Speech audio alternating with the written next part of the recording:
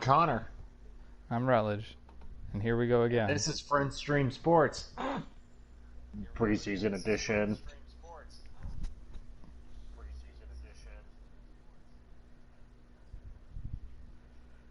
Keep talking, Connor. Well, Rutledge, we're friends who like sports. We're like friends who like video games. And we're friends who like talking about sports and video games. So I wanted to mash that up all together for your viewing and listening pleasure as two real titans of the virtual gridiron get together to not only work our thumbs, but our mouths. Very excited for our first evening here, and we are ready to rock. Rutledge, how are you feeling about tonight? I'm super excited because now we got this technology piece under the ground. Well, that's fantastic. So we are up and going, and before we do that, I'm going to pick, since we're playing Madden, and we're not playing very good Madden, I'm going to pick my throwback boys in their throwback uniforms I grew up in as we take a trip back in time to an AFC West matchup of the Raiders and Seahawks. Sweet. What do you mean by bad Madden? I mean, this isn't even Madden 21. No, That's bad Madden. Did you see what Madden 21's score was from everybody online? Not good. It was a .04. Out of 100. 0.05? Out of 100. Out of optimistic .05. And our fan can't see me, but my fingers are crossed. Hoping for the best. Hoping for the best. I actually, for some stream prep, I looked up that hashtag Madden drop or NFL drop EA.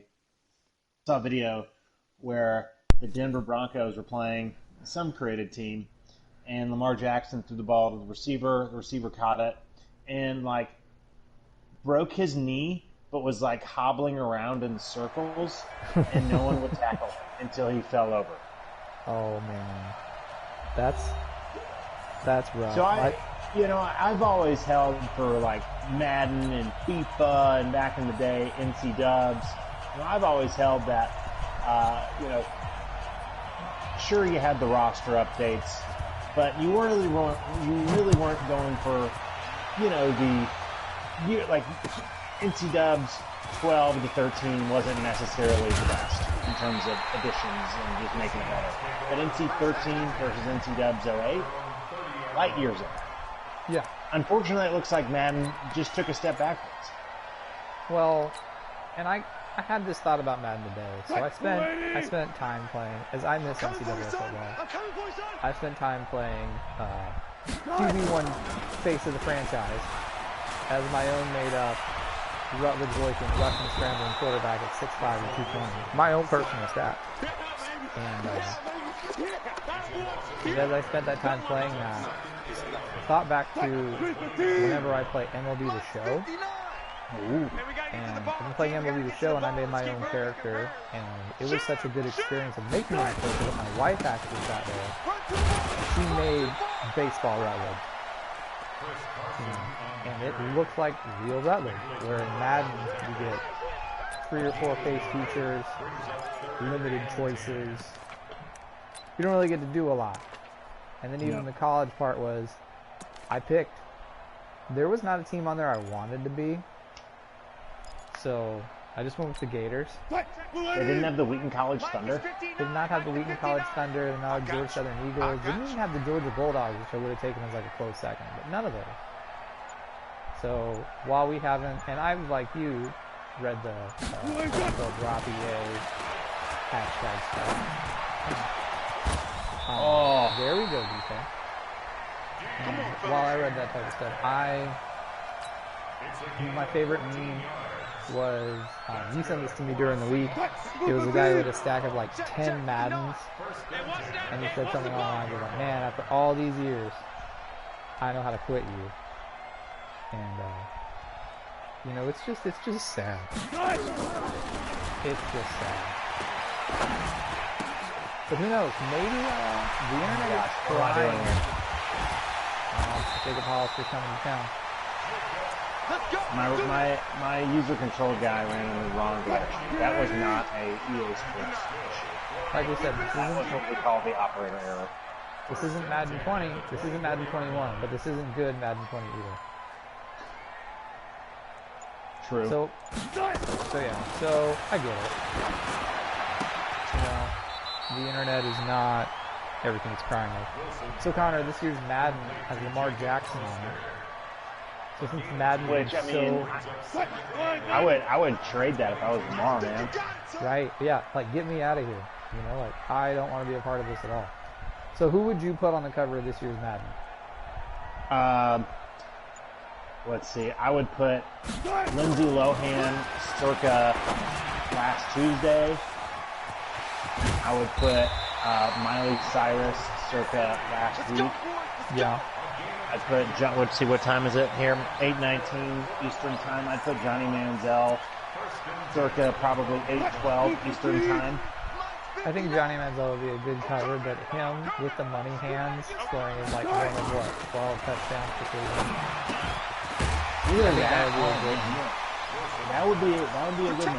I would put, you know, those would be some options. I think if this is, you know, maybe like the 0-16 Detroit Lions. That'd be a good Madden. I like that one. Oh god. The team cover. Yep. I thought about, I would put, going from my own Seahawks experience, I would put on kicker Blair Walsh. You know the story of Blair Walsh? Against the Vikes? Yep. As a Viking, missed the kick, and then not only did he miss the kick, he got signed by the Seahawks. So, like, you did horrible. Everyone knows you were going to be horrible. Ooh, it should have handed it off. Everyone knows you were going to be horrible, but you get paid anyway. So that's Madden 21. This will be the first point in the history of Grand Stream Sports. Nope. Oh no! Can't do that. No. That's not good at all. Cannot do that. Alright. Well, since that just happened, a great defensive field position. Alright. But we're not here to just all talk Madden all the time. No. I think we need to also be on the signs of the times. So the one thing pressing on the sign of the times right now, Connor, is, well, still coronavirus. Oh, hard count. That's a Derek Carr hard count for you. What a professional.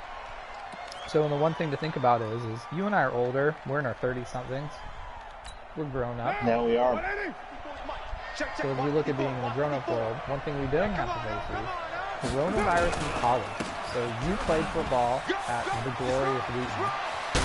That would, yeah. Not playing this year because the opponents were too scared. So how would it be, what is your perspective on what you think would be like to be in college as a college athlete at a smaller college during this time?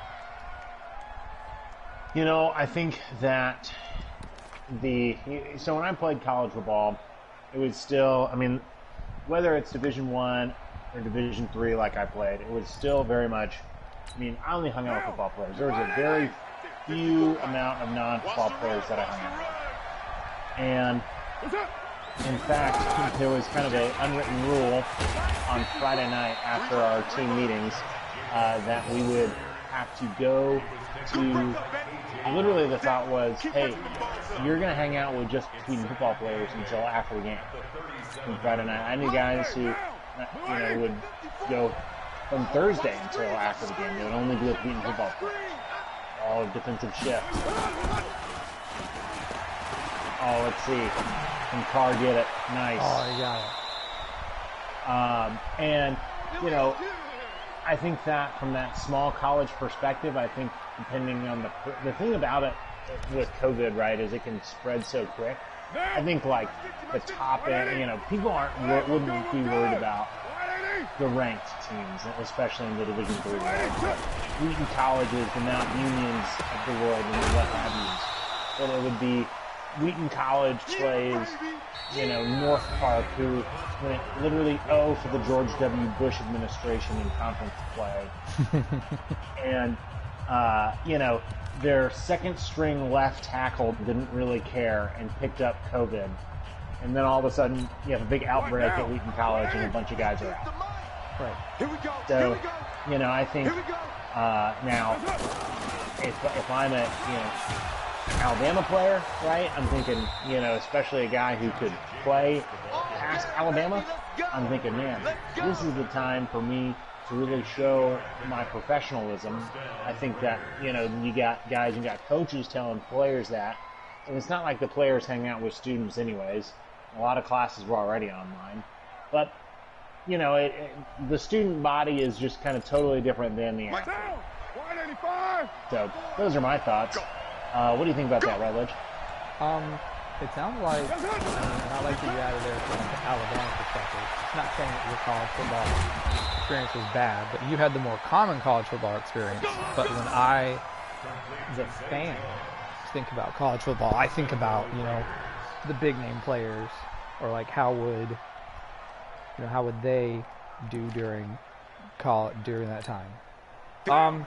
Me in college, around COVID, I was in marching band, I was in fraternity, I went out with my friends. You had plenty of big time things to worry about. Yeah, I went out with my friends to bars.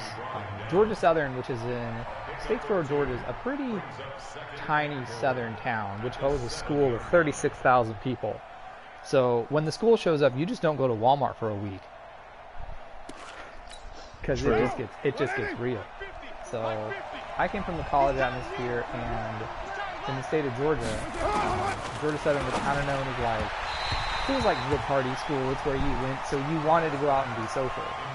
So from my perspective as a college student, it would really go with what of my activities were still available. Because when you're because a lot of research has been showing a marching band is not the best thing to be in when there's a virus. I mean, they don't call it air valves, right? Right. So I really don't think that for me being in it, I don't know what it'd be like. I don't know if I do a good job. I mean, I'll admit in college I feel gross. So who knows what was the grossest thing you did in college? What was the grossest thing I did in college? The thing my wife holds over. Share with our fans. The thing that my wife holds over my head to the very end is that I used a Bud Light can that I used a can opener to take the top off as a toothbrush holder. Here we go. Nice. Here we go. And that Irish Spring soap stained my shower bit. That has the Irish Spring. Yeah. So as being your general college football person, who's a fan, who's living the experience, who is extremely social, I really think that it would not have been a good, safe environment. Well, and that's the thing, right? It's so different, just those, and not only the perspective of the average college student, but yet again to go back to the Alabamas and the Ohio States and the Georgias of the world, versus the Wheaton College, right? Most Division III is really not playing this year, and you've got those players, those athletes can get tested every day. They can get tested as much as they can get tested potentially more than other professional athletes. Like the people who get paid, they can get tested. And students might not, your average student might not have the capabilities or the financial resources to do that. So it's you definitely have to be considerate of that as well. Yeah, we called Health Services building at Georgia Southern University the Voodoo Hut. And some of my friends, a lot of it, you went to the Voodoo Hut when you were a freshman, when you would get sick or the cold because you needed someone or something. My worst Voodoo Hut experience was I had a mole removed right before I went and moved off to college. So it's like the Monday before I'm supposed to move to band camp, I'm getting a mole removed and stitches put in on it, and I had to have them for a week. I go a week later to the Georgia Southern Voodoo Hut and walk into a surgery room that feels like it's something out of like one of those World War II pictures of like nurses in a black and white still photo where everyone looks serious. Oh, nice. So you went there your freshman year because you didn't have an option, but after that you just kind of just sucked up being sick and drank orange juice and vodka. Well, vodka would clean your insides. Yeah, because that was just what was better for you. We're coming up on a 2-minute warning here of our very first half of our very first episode. Look at us go. So, to move on to the next thought, so move our thing. Do you think any of your friends would have gotten COVID to get the like free time out of class? Oh, 100%.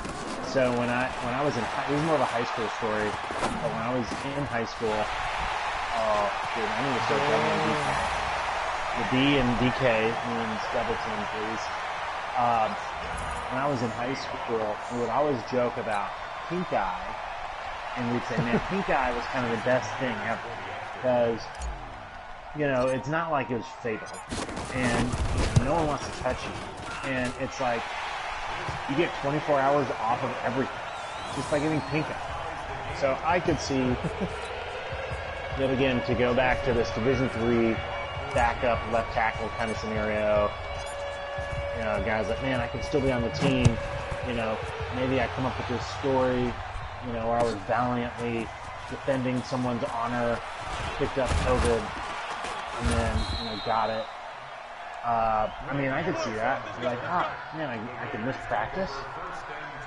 I could, you know, I'm in good shape anyways. I'm a college athlete.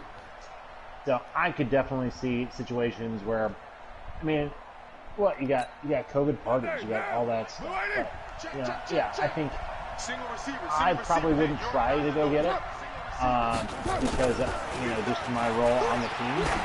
But I could definitely see where people would try to go get it. What do you think, George? Oh, we would have definitely gotten coronavirus with the Georgia Southern. My friends and I were like, there was this weird vibe of, on a Thursday night, you just went to Rutledge's apartment because something was going to happen. I'll never forget the moment I had to where I walked into, it's the random Rutledge thing. I'll never forget the moment I had where I walked out of a concert. I played saxophone at a music concert. And I walked up to one of my buddies and was like, hey, what are you doing tonight? And he goes, oh, I can't wait to come over, man. It's going to be lit. I'm like, yeah, what's happening? He's like, oh, you know, it's going down. Okay. So we would have I would have hosted a COVID party. We hosted a shirtless party one time because our air conditioner broke. So it was like, hey, you know, come to our party, don't wear a shirt. So that's just because the air conditioner was broken. We could have called maintenance, but it was more fun to have that theme. So I think we would have had a COVID party. I think we would have gotten sick. I think it was bad. And you think that you'd have been the reason why Georgia Southern would have canceled classes? That I don't know. Right? I don't know if we would have canceled classes. Luckily, my department that I was in, even though it was a big school, the music department was small. So I think we would have been an isolated incident. But I definitely think my friends and I would have definitely caused it. Definitely caused a little bit of a ruckus. We would have gotten in the paper. Good. Alright, we'll time out here. Circulating down the field. As we get into our last 12 seconds, we're getting close to our next segment, which is going to be our halftime hot take. Halftime hot take. Halftime hot take. Halftime hot take. What are you hot taking at halftime, Connor? What's your TV rate? You know, I mean, I think actually per our show notes, we kind of did talk about our halftime hot take. Right? This hot take was not that I was going to score on this play, although I was sure trying for it. That was someone was going to get that ball. Someone was going to get that ball. See, I think halftime teaser. You know. One team in the NFL that everyone thinks is going to go far, that's not going to go far. Oh, I look forward to your hot take on that, especially when you say curveball out of the show notes. Oh, yeah. Oh, gosh. 3rd and Renfro. Oh, here we go.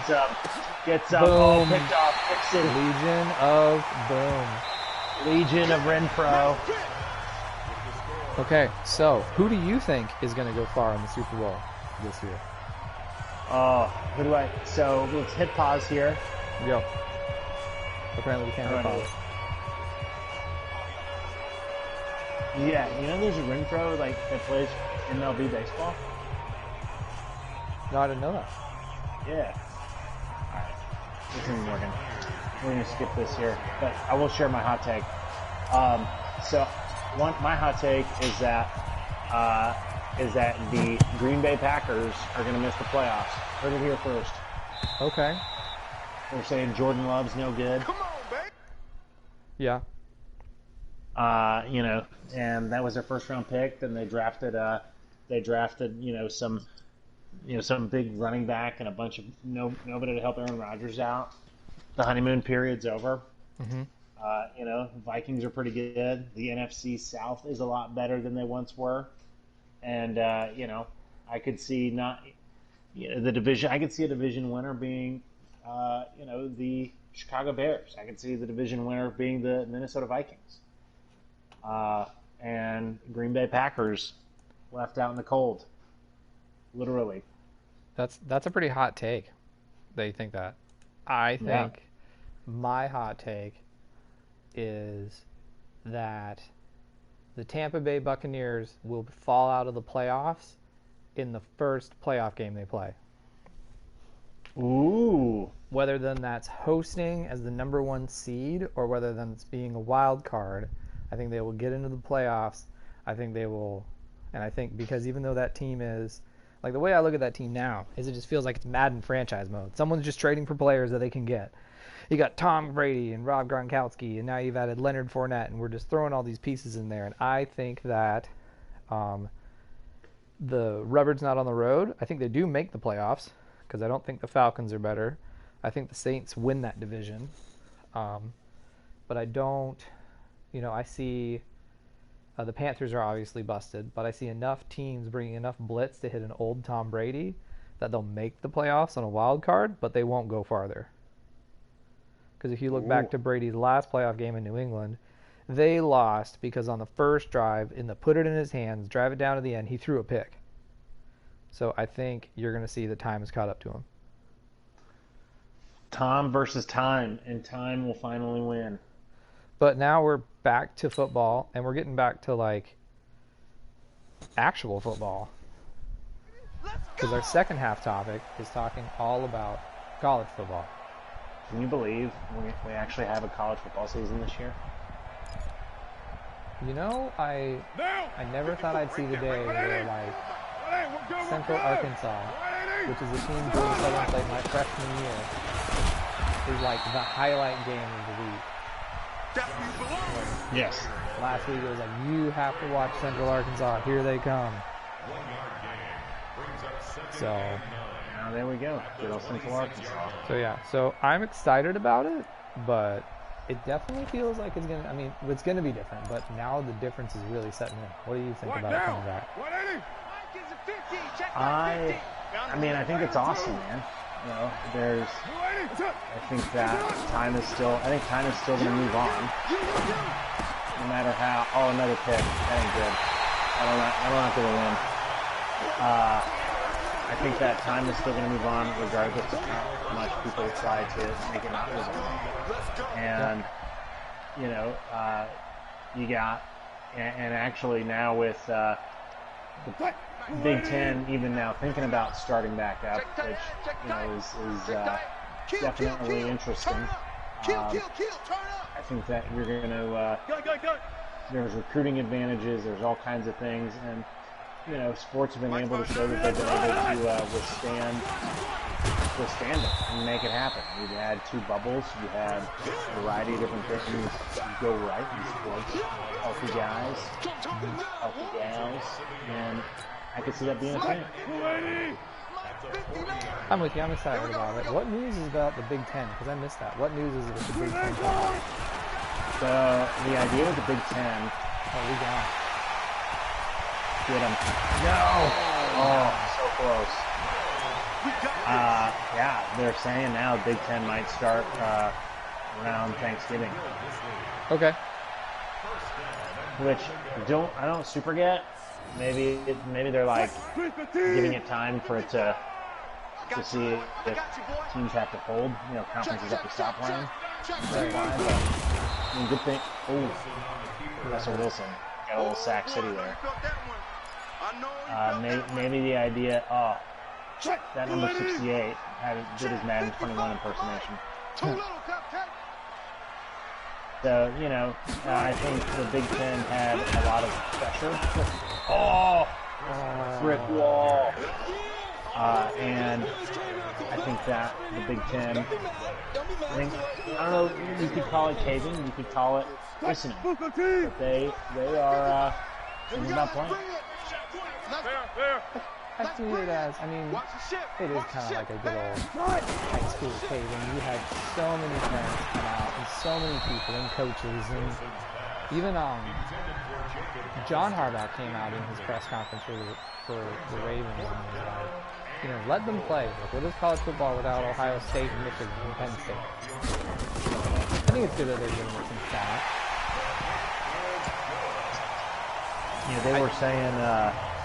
They were saying apparently the commissioner of the Big Ten's son plays at Mississippi State. Okay. So there was kind of this going line of the Big Ten commissioner stopped college football in his conference, yet his son was still able to go practice and play football. For Mike Leach too, especially if he gets a concussion, that's mega dangerous. Oh yeah. Mike Leach. Maybe get locked in the shed. I think I knew a guy who was a academic tutor at Texas Tech during the Mike Leach years, and he would tutor some of the receivers. And apparently, his playbook is like 5 plays in terms of passing. Huh. But the way that offense works is you change, that one play or concept will change based upon the coverage. Okay. So it's play is kind of a deceiving term, but apparently it's still very complex.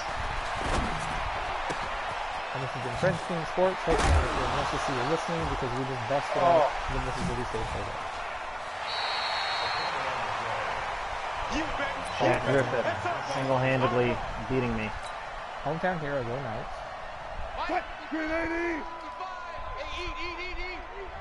Do we have any viewers or streamers yet, Redwood? Let me check. I doubt it. We don't, but that's okay because we did the ultimate podcast strategy, which is create a business plan and tell no one the business plan.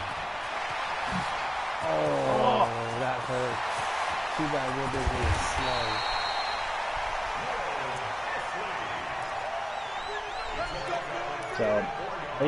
But apparently the Big Ten is still, Big Ten's thinking about it. Pac-12, they haven't done diddly on it, but they might, I support the Pac-12 not playing. The Big Ten, that one didn't make any sense because, Indiana is not known as like a spike state. And Ohio's not a spike state. And the state of Pennsylvania doesn't have a lot of issues. Even the city of Philadelphia, which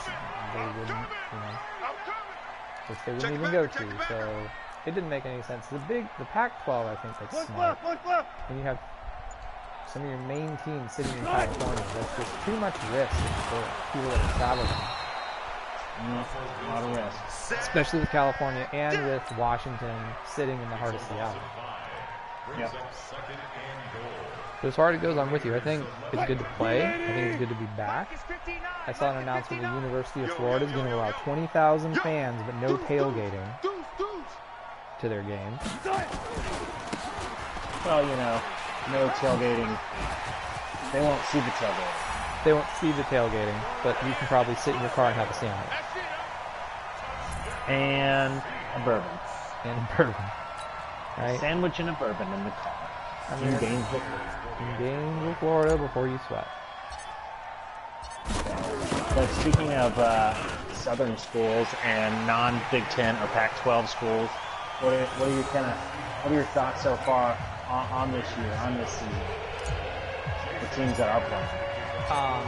I think this is I think the teams that elected to play, especially the Big 12, ACC, and SEC, I think that's great for the game because, especially in the last 10 years, college football has been a lot of hype for Michigan in the first 6 weeks, and then a mirror eye on the sleeper team of the Big Ten, which will rotate between Penn State and now Minnesota, but then it's Ohio State in the end, or Wisconsin.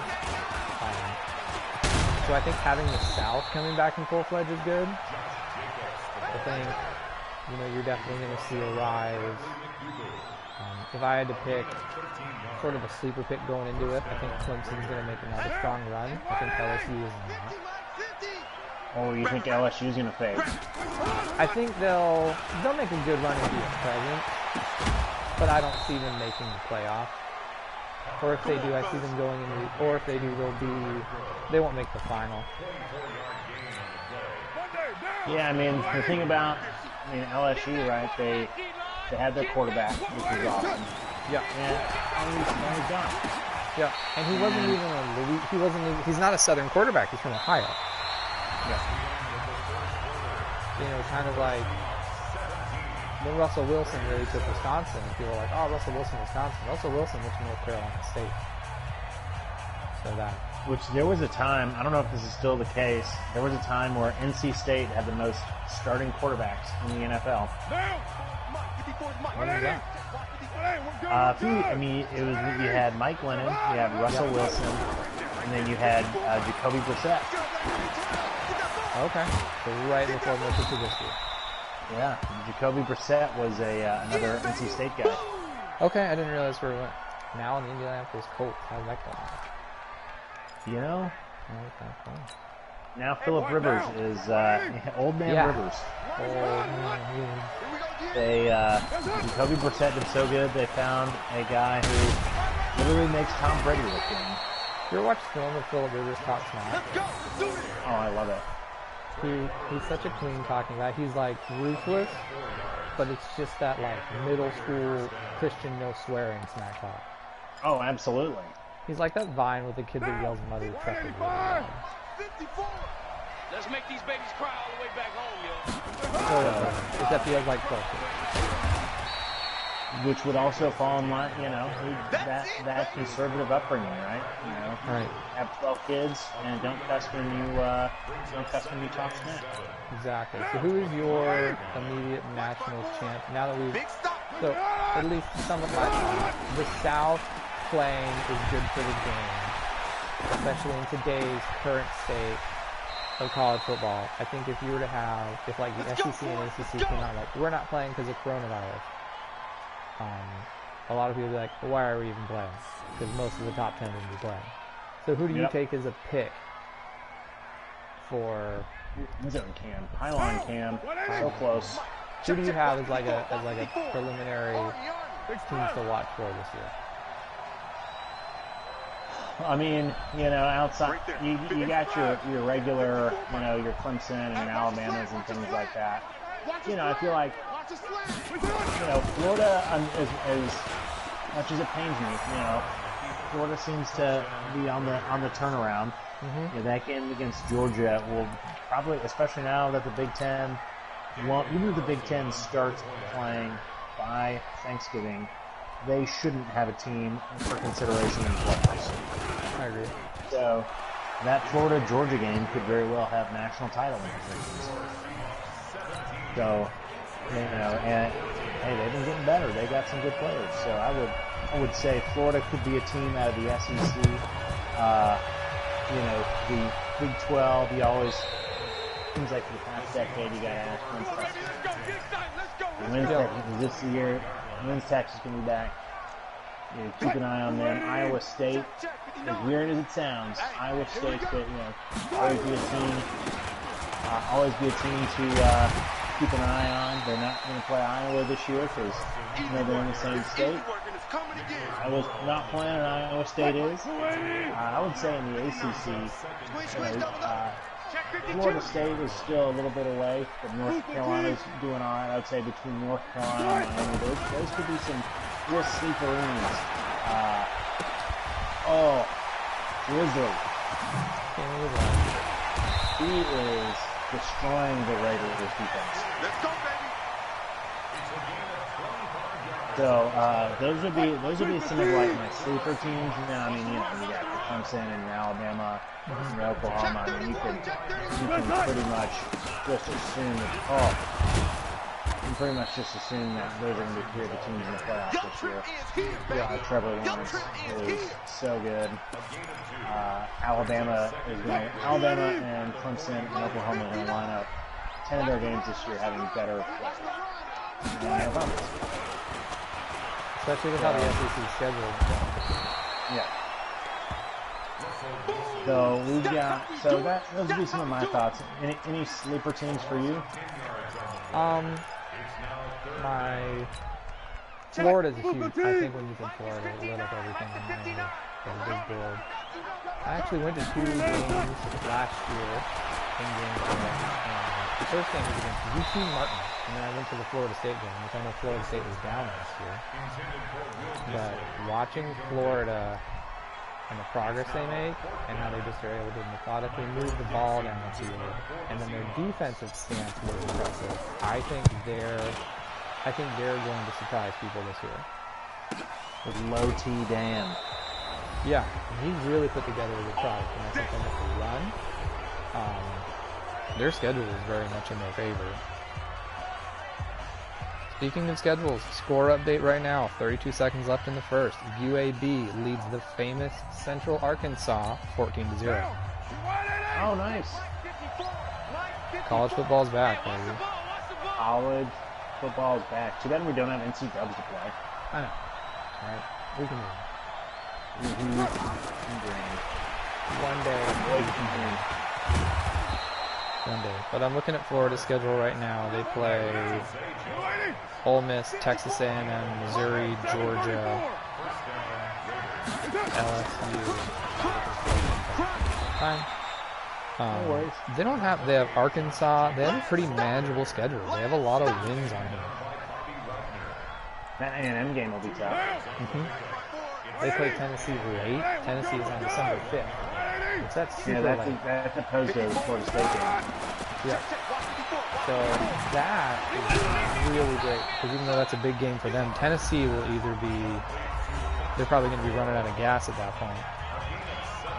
Tennessee will not be excited to play football by the time. No. The only hard part for Florida is they have Texas A&M on the 10th of October, LSU a week later, and then 2 weeks later is Georgia. So if they can make it through that stretch, it's pretty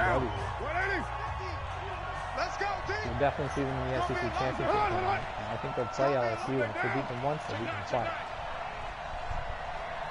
Oh wow, you're calling LSU to go to the SEC championship game. I see it.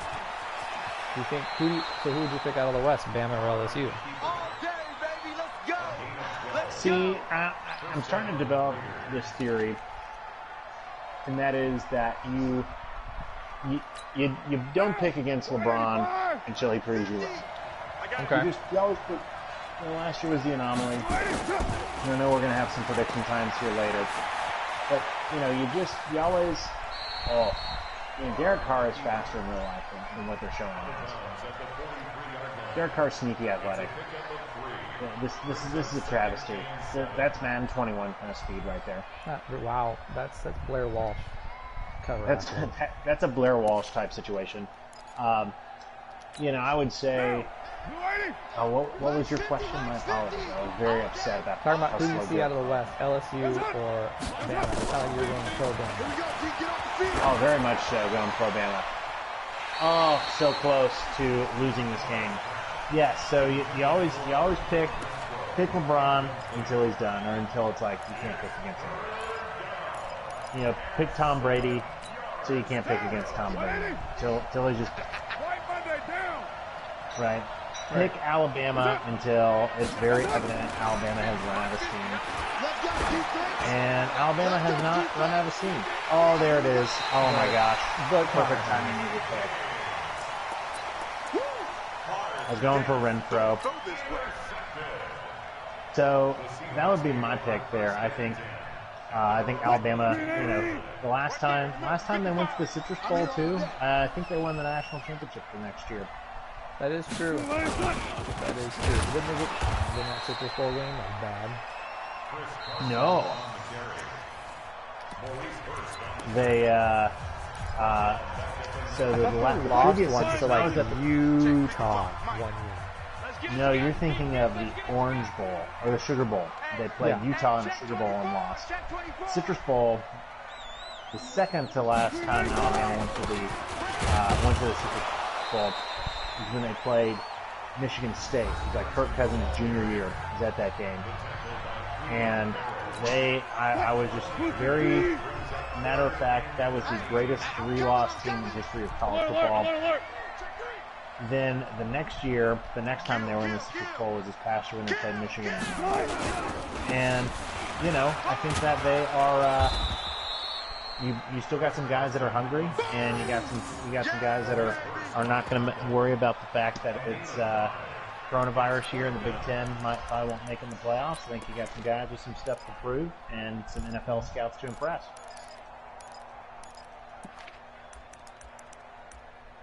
I can see that. Well, Rutledge, you take the first game. Boom. Take it. Old school AFC West. 17-14. Just what our fan wanted. Right? Just a good defensive slug out of mediocre Madden. O'Connor, as our last broadcast kind of comes to, it's time to close with our predictions. So, okay. Let's go through your predictions. All right, so for our one listener out there, our predictions, picking a couple things, and then to talk about, do some predictions, and then the next week when we get together before we start playing, we're going to review these predictions. First prediction for the NBA playoffs, we got Denver versus the Clippers. Game 1. So that's actually starting here very shortly, in about 5 minutes. I think that it's still going to be another hardcore slug out, between the Clippers and Denver. Both teams finished off with tough series. I think that the Clippers will ultimately win, but it'll probably be 7 games. You've got 3 good players for the Nuggets. You've got the Joker at center. You've got not Ja Morant. You've got Jamal Murray, who can light it up, but Michael Porter Jr. is kind of the dark horse. I think Michael Porter Jr. is going to have a big impact on that series. But ultimately, just the experience of Kawhi Leonard and Paul George, I think, are going to carry them over. But do not be surprised. And in fact, here's my prediction. Even though they're playing every other day, the Denver versus Clippers series will still be going on when we reconvene here next Thursday. So that's prediction number 1. Clippers ultimately win, but it's a long, tough series. And then for our college football predictions, for BYU Navy at the even line, I think Navy is going to come in probably a little bit more disciplined. I'm going to take Navy to win that one, but I will take the under from 50.5. I will take the under. So those are my 2 predictions. Rutledge, what about you? For me, I'm going to go with the Clippers. You said it best. Kawhi Leonard, Paul George. Kawhi has done something in the NBA I don't think that you've seen in recent years, which is I move teams, get together with another superstar, and then we just start gelling. Like even LeBron James, when he jumped around to his multiple teams, it took him a little while to really start to look kind of threatening. I think the Clippers are going to make a directional move. I see them taking it in 6 and beating Denver. Clippers in 6. Clippers in 6. Write it down. I see them making it. We'll see what the next round takes off when they eventually get to facing against the Lakers. But I think Doc Rivers is just got. It's kind of like when he was coaching Boston. He's just got it together, and they're just kind of making moves. Our college football prediction. I'm going to take. In my prediction, I'm going to actually go with BYU from a defensive standpoint. Navy has just had a quarterback change. They're going to run that triple option methodical offense that's just time consuming and takes up. BYU is having a little bit of offensive upgrades. Their star tight end just got hurt in practice. They're having to have some new receivers, but I see BYU taking it. I too am going to go the under. I don't see this going 50.5 with 2 there, but I see BYU beating Navy. Sweet.